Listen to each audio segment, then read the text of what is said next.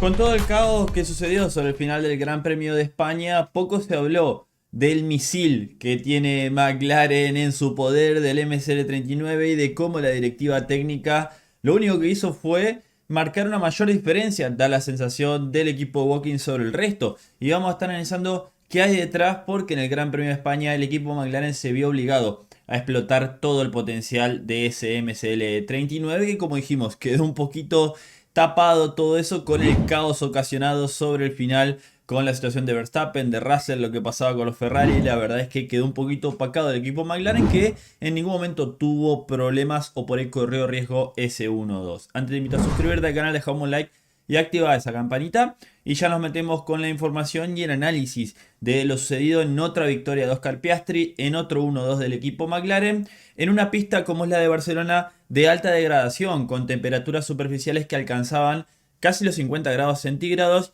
y esto sentó las bases para una carrera que era crucial, la gestión del neumático. Todo parecía preparado para un doblete de McLaren y la única forma de tratar de aguar esta fiesta de los papayas era actuar de forma agresiva y descarada, tal y como lo hizo Red Bull con Max Verstappen con su inesperada estrategia de 3 paradas.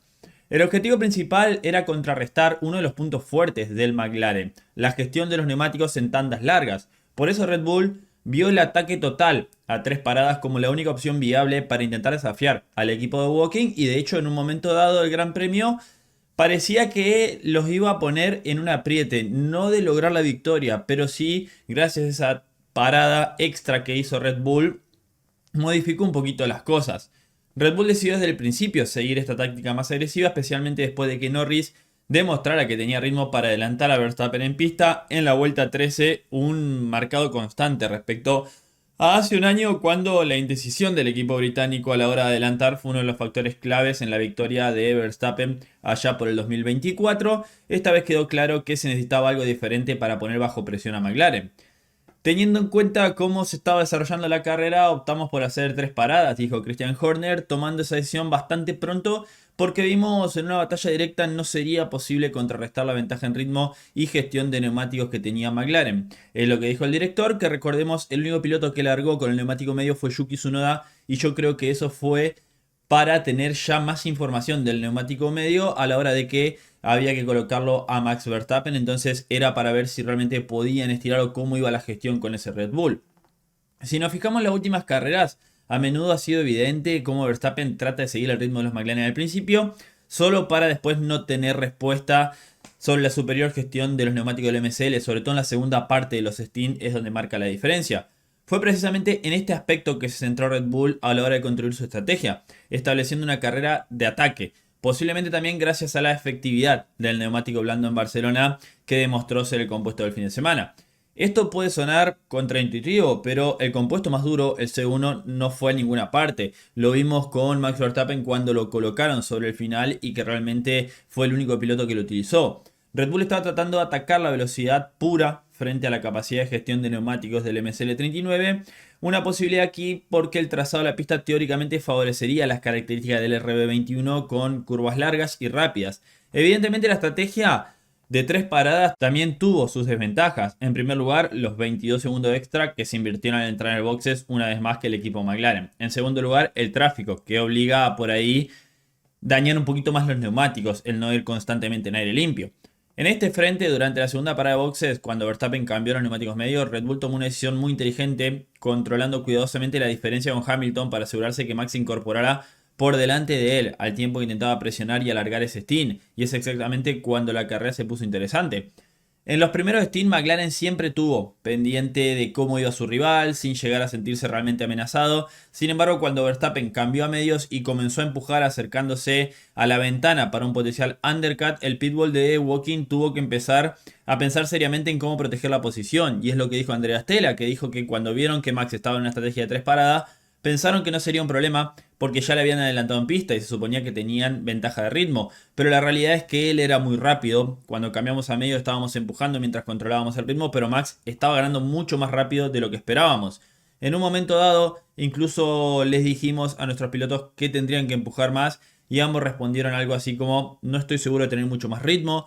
En ese momento se preocupó el equipo McLaren un poco de que podría haber alguna pequeña posibilidad para el equipo Red Bull con Verstappen, que podría por ahí haber complicado luego. No es que perdían la carrera, pero esto después terminó convergiendo sobre el final cuando ya todos habían hecho su última detención y estaban todos con neumáticos blandos para el final. Verstappen estaba tercero detrás de los McLaren, que se alcanzaron a cubrir, y ahí ya no corría riesgo. Y después el safety car lo único que hizo fue perjudicar a Verstappen con la decisión que tomó Red Bull cuando no tenía más neumáticos justamente duros, y terminando de opacar el gran ritmo que mostró el equipo justamente McLaren. Incluso, a ver, mirando el ritmo de Piastri durante el segundo stint, hay un claro cambio de velocidad. Una vez que el equipo le dijo de empujar a la vuelta 24-42, promedió el 20-0, pero en las últimas 6-7 vueltas del stint, a pesar de tener unos neumáticos ya con 20 vueltas, mejoró casi un segundo. O sea, es una clara señal de que el coche de McLaren tenía reserva, estaba controlando el ritmo, justamente Piastri, que terminó girando los 19.5 ese último stint. Y ahí fue donde terminaron marcando esa diferencia y nunca realmente corrió riesgo el equipo McLaren. Pero, a ver, ¿de dónde viene esta diferencia de ritmo? Bueno, ya el viernes se habló de que el MSL39 era algo débil por ahí en la parte delantera, y no de extrañar que durante gran parte del segundo stint McLaren tratara de no sobrecalentar el neumático delantero izquierdo, sobre todo en esa curva 3. Recordemos que las curvas de alta velocidad, la 3 es la que más sufren, pero todas las curvas de alta velocidad en el circuito de Montmeló son a derecha, donde más carga el neumático delantero izquierdo, y ahí es donde justamente iban controlando. Pero cuando el ingeniero de carrera de Piastri, Tom Stallard, le dijo que había espacio para empujar en uno de los puntos claves, que era ese neumático, esa curva 3 con el neumático delantero izquierdo, Piastri empezó a bajar los tiempos, demostrando que había un resto. Y eso fue lo que quedó un poquito opacado durante el fin de semana con todo el caos. Piastri también se vio beneficiado por la ventaja que había conseguido sobre Norris en el primer stint. Recordemos que cuando Norris lo pasa a Verstappen ya había perdido como 8 segundos con Piastri debido a esa mala largada que tuvo el británico, y ahí también pudo gestionar, estirar un poquito más el primer stint, estirar un poquito más el segundo stint, ya que tenía diferencia con Lando Norris. Y bueno, durante esa primera mitad de carrera no tuvo problema hasta que le dijeron que presione. Por supuesto, a ver, McLaren pudo hacer todo esto y de tomarse con tranquilidad esta estrategia de dos paradas mientras Red Bull iba a tres, por la gran gestión de neumático que tiene, y sobre todo porque tiene dos autos contra uno. En ningún momento sufrieron problemas de tráfico, bueno, por ahí Norris con los rezagados, pero en ningún momento el equipo McLaren tuvo problemas o inconvenientes de luchar con alguien, mientras Verstappen, como dijimos, tuvo que ir a través del tráfico. Si bien lo largaron una buena ventana operativa, el equipo McLaren tenía un resto y que se vio, y cuando a Piastri le dijeron que presione, presionó. Todo esto quedó opacado, pero si vemos el final de la carrera, Piastri le terminó sacando 10 segundos y medio a Leclerc en solo 6 vueltas, que fue el relanzamiento. 6 vueltas de carrera que presionaron a los McLaren, y Piastri le sacó 10 segundos y medio y Norris le sacó 8 segundos a Leclerc, que estaban en condiciones similares de neumáticos.